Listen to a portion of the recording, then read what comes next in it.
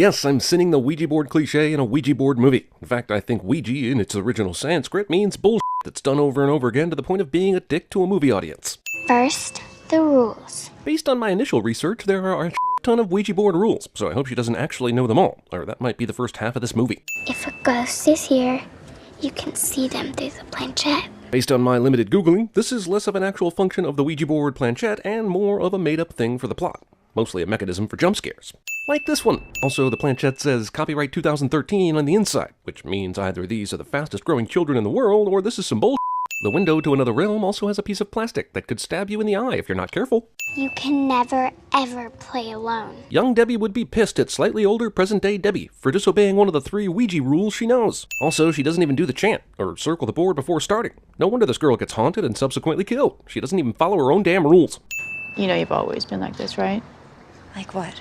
Just a total and complete spaz. Spaz shaming. It's fascinating that in all the houses where horror films occur that the lights are on, but the rooms still manage to be almost completely dark. Why is this ghost girl or ghost mom opening the laundry room door and the back door? She obviously has no reason to leave the house since her next victim is right here. This girl must be really into conservation, because despite being haunted by an evil spirit, she still manages to turn off as many lights as possible. When it comes down to it, Ouija is the third in the trilogy of Hasbro films. Transformers, G.I. Joe, Battleship. Oh, you say that's 4 movies? Well, that f***s up my sin a bit, but you see what we're going for there. Surely there were easier, less decorative ways to do this. Also, hats off to the Christmas lights manufacturer, the carpenter that built the banister, and Debbie for tying the Christmas lights. If any of them had been even slightly less than perfect, Debbie would have fallen straight to the floor. Also, based on the way she fell and subsequently hanged, she clearly didn't flop over the banister, nor does it look like she jumped off the side, which would have caused some slight swinging back and forth. It looks like her lights were hung directly over her, and she dropped from exactly that point, which means the suicide was extremely premeditated, or there is some paranormal strongman that dropped her. We're approximately an 1/8 of the way through this movie, and are just now getting to the title card.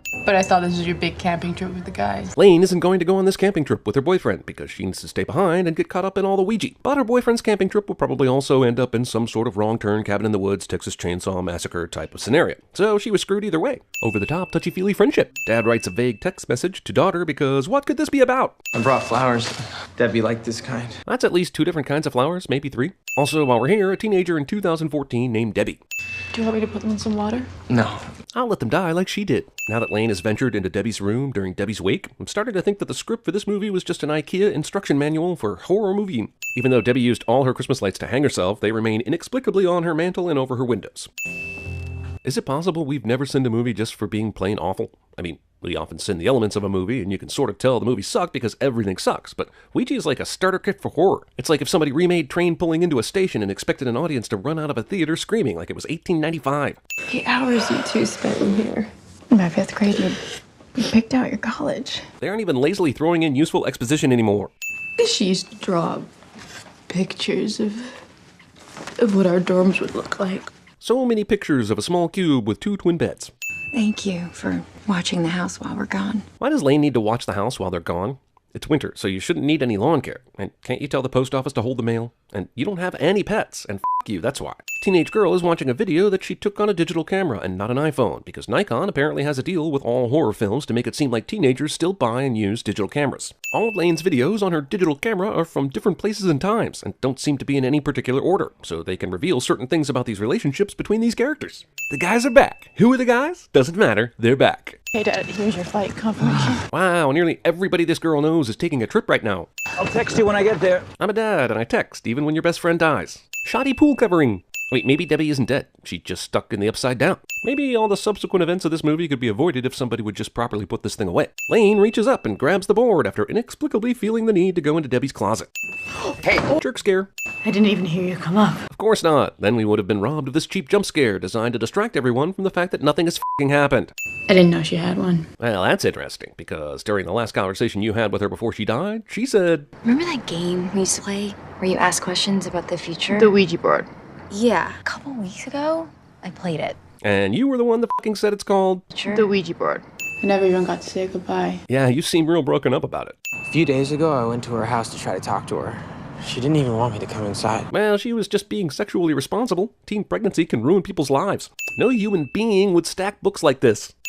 Hey! Get out of here! How is Black Car Bro not immediately texting Sarah to alert her of his arrival, so she would know to keep Lane from seeing him on the street? I guess we needed a way for Sarah to get involved in the story a bit more, and figuring out a clever way to do that would have been too hard. Look, this is where Debbie died. We have to play here. Actually, according to the Ouija rules I found on the internet, it's a bad idea to play a Ouija board where somebody tragically died. Lane didn't invite Debbie's boyfriend to their little party, so he could provide us with this. Another fake-out jump scare. Also, someone should check out that light switch. It makes a horribly loud CinemaSins title card sound when someone turns it on. There's a few rules first. Like you're never supposed to play in a graveyard. Hey, no one said the rules had to be relevant. They sell them in toy stores. He's right, which is kind of disturbing when you think about it. Next to Monopoly is a board used to communicate with dead people. If there's a presence here, please make yourself known. I know Lane thought her friend was acting weird, and she felt something when she came to the house earlier, but what in God's name made her think the Ouija board must actually work in junk? When I was here yesterday, was that you? I had to pause and think about what that question meant for a minute, because her recon mission at the house was so boring I couldn't remember what happened. Who is this? Debbie. Lane is presumptuous in assuming the D is for Debbie. It could be David, or Doris, or the ghost. You don't know. Calm down.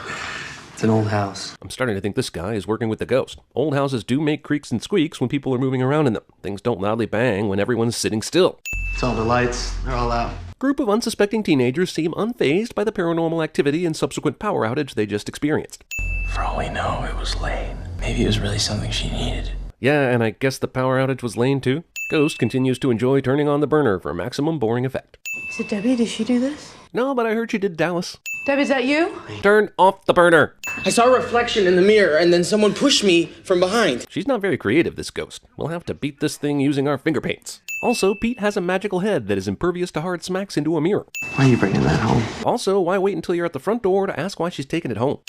You should never touch these things. As always, the Hispanic housekeeper seems to know about everything supernatural and warns the white people about being stupid. Well, my girlfriend spooked out and I just played with a Ouija board. Time to ride my bicycle through an aqueduct. Who is that? Who cares? You're in a public place. It's a haunted grocery cart. Also, how did this movie get a sequel again? Oh, it made 20 times its budget. Maybe the sin shouldn't be on the studio that made this, but the people who bought tickets. So if Doris is trapped and controlled by her mother, which we will find out later, how is she able to go around trolling Lane and all her friends? Are we sure this ghost isn't Casper? Or at least a Deadmau5 fan? Girl is scared and alarmed by exterior door shutting behind her, which is a thing exterior doors tend to do. Doris writes "Hi friend" under that flyer to create this dramatic reveal. Isabel opens the car door after seeing tremendous evidence of a psycho killer in the back seat. I'll pick you up. I'll be there in a few minutes. This guy keeps getting more bone than everyone else. He gets his head smashed by a mirror, and while everyone else's hi friend messages are written in chalk or condensation, this guy's desk gets completely ruined. Apparently, Doris, the ghost child from the 50s, has enough computer knowledge to open Lane's computer because it wasn't open yet, and type in Lane's passcode that she knew, and type and enlarge the hi friend in the middle of this Pages document. I wonder if she was initially thrown off because of the QWERTY keyboard, since the Ouija board is just alphabetical. Oh, and the computer shuts off because, you know, ghost things. I think we should say the words together. Right, because they all know them now. The first time they played, Doris had no need to pull out the chair, but she has to do it this time because it's scarier. This ghost isn't even trying. Like, I'm almost surprised one of these kids hasn't said, "Come on, haunt me, motherfucker! You're gonna bore me to death?" If you didn't do this, who did? Did someone hurt you? Lane fails to ask who this is initially, even though the spirit is acting particularly snippy this time. DZ, where are you? I'm starting to think Lane has short-term memory loss. She couldn't remember that she and Debbie talked about Ouija right before she died. And just now she forgot about that chair that clearly has something supernatural sitting in it. Ghost fast-forwards through the movie, and I should give it a sin off for doing that, but it could have done this a lot sooner. Sewn-up mouth girl points out the horrible monster of a mother, who we find out later is actually trying to prevent her demon spawn of a daughter from killing people. So the f*** is up with this angry mom/bear/dragon approach she has to the living? What if we broke some sort of rule? Even though Doris was able to communicate with them when they were at their own homes, they all assume none of the ghosts can leave the house or communicate when they aren't using the board, since they are standing on the front porch like they aren't in any danger. Our dead friend and a Ouija board connect us together while we go through the banality of high school face. I get to clean the attic. Debbie records her cleaning the attic escapades that reveal how and where she found the Ouija board, because she was directed to by the screenwriter, I guess. They go together. She found it in her room. So weird, that's exactly where it was at the very beginning of the movie when they were kids. It's like it magically transported itself to the original location where it already was stored. Also, thanks for the exposition there. I was worried that Ouija board came from some Native American burial ground or something. But this video proves what is chillingly boring. Not only does Isabel not drive her Honda CR-V into a nearby pond and light the pond on fire, but she feels safe enough to continue driving it like nothing happened. I almost want to send them for not having someone stand behind her when she shuts the medicine cabinet, because they've hit all the other horror cliches pretty hard. Ah, alright, you talked me into it. But why? Why is she first? Why did the ghost travel to her house and do this? Isn't all the freaky shit happening at Debbie's house? Also, this is the primary reason why I don't floss. Also, did Doris instantly fill the tub with more water? Because there is no way it filled up that quickly. So there it is, death by sewing. Also, rest in peace, Isabel. You didn't do anything, but at least you did it well. You have no idea what you're talking about. The scene where a school counselor tries to offer help to Lane was accidentally left in for some reason. It's haunting us. Watching everything we do. It's coming for all of us. So it's like Final Destination 6 Ouija Mania? I can get behind that, and club it to death. It's just us now. Lane apparently forgot about her sister. I think that's where Debbie found it. You mean the exact location as specified by the video? That's f***ing amazing! Also, it's the attic she cleaned out, which makes me wonder why Lane thinks she's gonna find anything. And also makes me wonder why Debbie didn't find the old photos Lane soon finds. Also, discount old-timey Kirsten Dunst. If the only entryway to the attic is through Debbie's closet, then how the hell did they get that chair up there? Goddamn, if everyone in this movie would just move with some urgency when they heard something, that would probably cut the runtime down to 45 minutes. Creepy doll in a horror movie cliche. How much whatever has this ghost studied? This is perhaps the most pointless scare since the time I told my girlfriend I'm late, and I'm never late that 1 month. Doris uses her selective invisibility powers because she knows we're 2/3 of the way through a movie and she can't fully reveal herself just yet because that would ruin all the fun. Despite having unparalleled power to go wherever she wants and kill people, this ghost can't kill the main character in the main house where all the shit is going down. This is the family. For some reason, they're still connected to the house. With all those photos scattered across the table, why is this picture the first one we're seeing of the whole family? When I look at these photos, I'd say this is the late 40s, the early 50s. Honestly, I don't know why anyone would question my authority. I audited a psychosexual criminal photography class once, so I think I know what I'm talking about. Apparently, this family only took pictures in front of their front door and just playing with the Ouija board. Watch out, Google. You've got search breathing down your neck. It stands for Sentient Extensive Archival Research Computer Hub, and it's about to Skynet your ass. Also, Pete was able to immediately scroll to the right article, so we can spend very little time on the research portion of this horror film, because we have a lot more painfully slow, suspenseful sneaking around to do. Lane, you should come look at this. You should come take a look at this cliche. She used to live in Debbie's house with her mother. Can this guy not read or something? I believe there's a presence in that house. That sometimes leaves to etch Hi Friend into walls and desks and shit, and kill one of the characters in their house when the movie needs a death scene. My mother practiced mediumship. Is that even a word? And then something went wrong with Mother. She couldn't turn it off. Let me guess, she kept telling everyone, I don't do that anymore, but kept doing it anyway, and then got killed by an old woman in the further?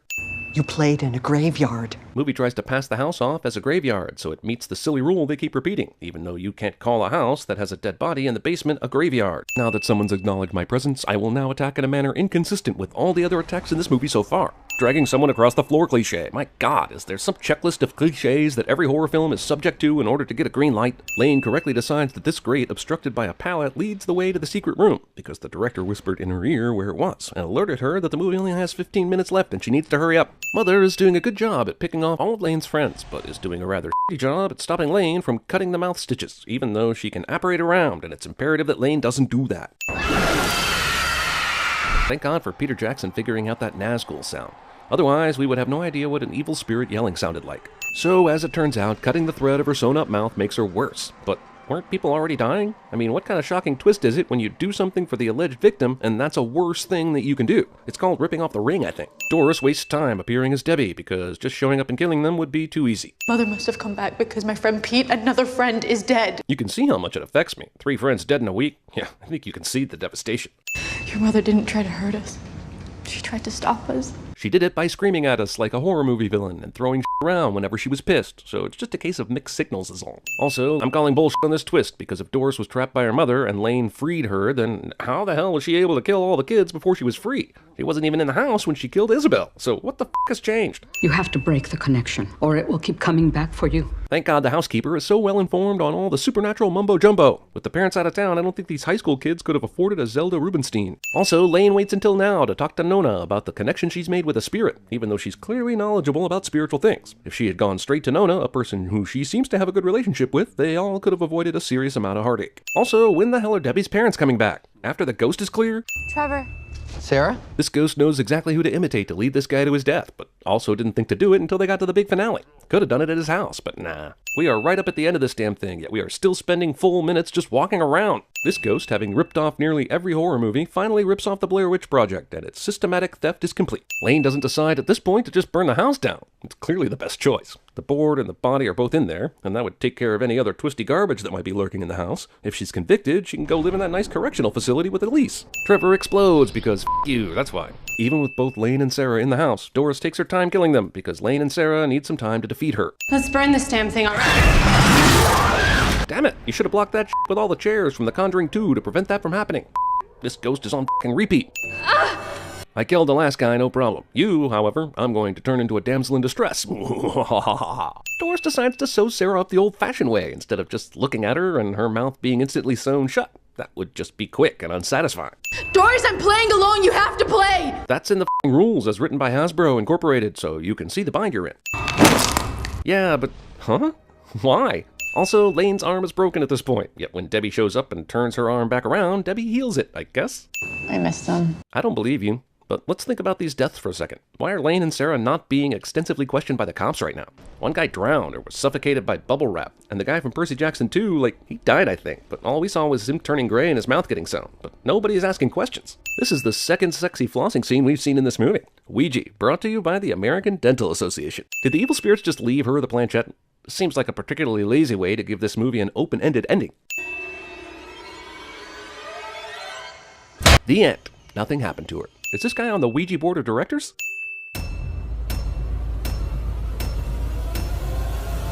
You got a Charlie horse? Operation! A broken heart, of course! Operation! The whitest crime is true! Operation!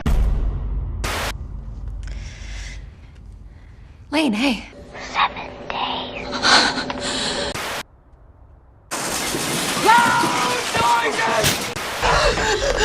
R. Good, good, good, good. That's good. Come on. H. The shadow.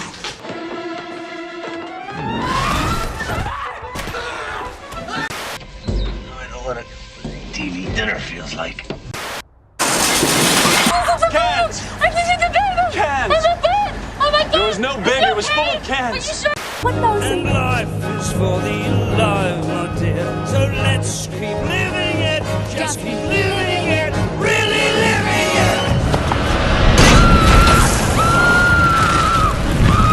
it. She used to draw pictures of what our dorms would look like. Everything was purple. Purple! It's purple! Oh, what? You're all